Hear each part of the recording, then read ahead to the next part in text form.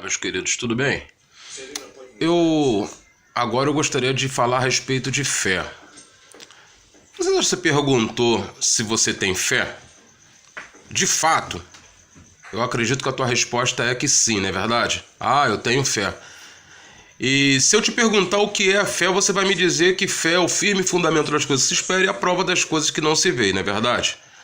Só que se a gente analisar bem o que diz lá no livro de Hebreus 11, no versículo 1, ali não está explicando o que é a fé. Ali, para ser sincero, ali tá deixando a pergunta um pouco mais complicada de se entender, porque ele está dizendo que a fé é o firme fundamento das coisas que se esperam.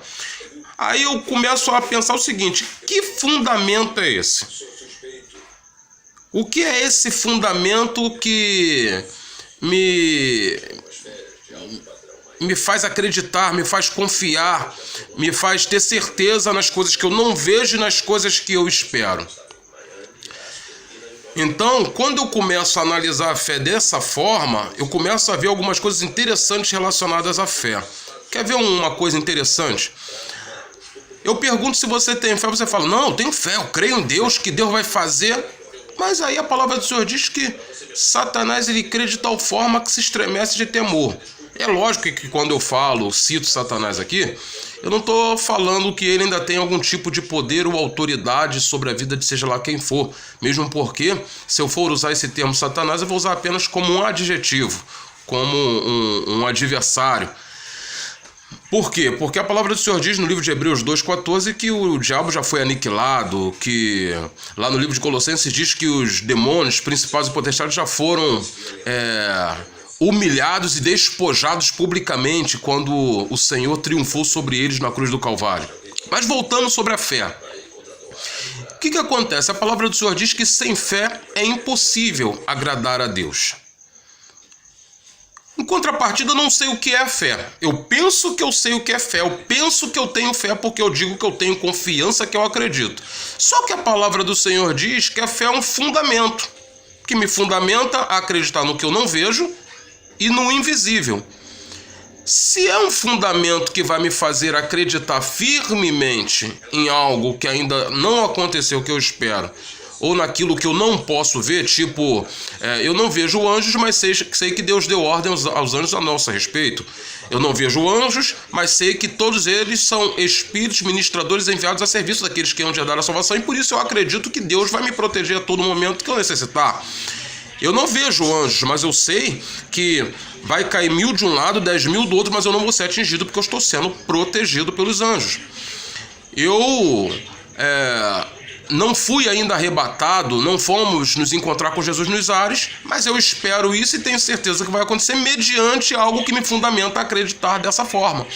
E quando eu analiso essas palavras exatamente desse jeito, eu penso no que diz lá no livro de Romanos, se não me falha a memória, Romanos 10:17, que diz que a fé ela vem pelo ouvir e ouvir pela palavra de Deus.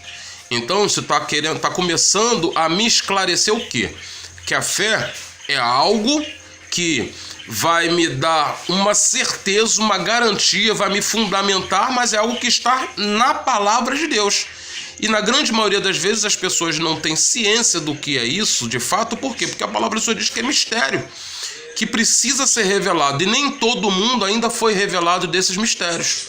A palavra do Senhor diz lá no livro de Salmo 25, versículo 14 ou 15, assim: os segredos do Senhor são para os que o temem, e ele vos fará saber os seus conselhos.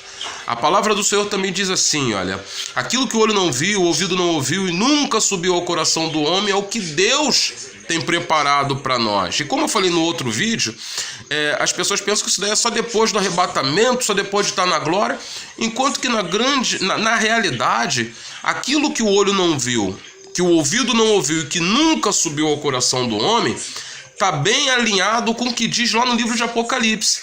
O livro de Apocalipse diz assim: aquele que tem ouvido, ouça o que diz o Espírito de Deus. Pensa, aquele que tem ouvido, mas todos nós temos esse aparelho auditivo. Então, se a Bíblia está falando aquele que tem ouvido, ouça, tem uma relação direta com isso. Aquilo que o olho não viu e que o ouvido não ouviu. Quer ver outra coisa interessante também? A palavra do Senhor diz assim, olha, que a aliança que Deus faria com a casa de Israel nos últimos dias seria esta: escreveria sua palavra nos seus corações e as firmaria no seu entendimento. Olha ali, mais uma vez nós vemos o cumprimento daquilo que nós falamos agora. Aquilo que o olho não viu, que o ouvido não ouviu, nós já comentamos, e que nunca subiu ao coração. E que Deus agora, ele vai escrever no nosso coração, que é a nova aliança dele, com melhores e superiores promessas. Olha só que coisa interessante. Se lembra quando a palavra do Senhor também fala sobre arrancar o coração de pedra e colocar um coração de carne? É exatamente isso que a palavra do Senhor está falando, sobre essa aliança.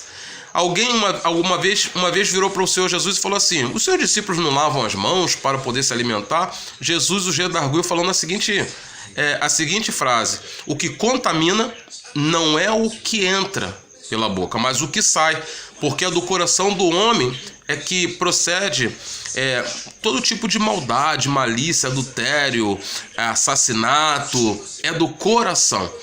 E tem mais, a palavra do Senhor diz que nós sofremos uma circuncisão feita não pelo despojar da pele do corpo, mas agora a circuncisão do coração, que é o quê? É a nova aliança sendo colocada dentro de nós, enquanto que aquela velha atitude, aquele conhecimento errado, aquelas ideias erradas e deturpadas são arrancadas de nós. Então, quando nós falamos sobre fé, nós falamos sobre mistérios que vão ser revelados, que vai nos fazer acreditar em coisas que nem todo mundo vai ter condição de acreditar. E outro detalhe, não é para todo mundo, não é todo mundo que vai conseguir entender. A palavra do Senhor diz no livro de 2ª carta de Paulo aos Coríntios que nós recebemos o Espírito de Deus, não o Espírito do mundo. Por quê?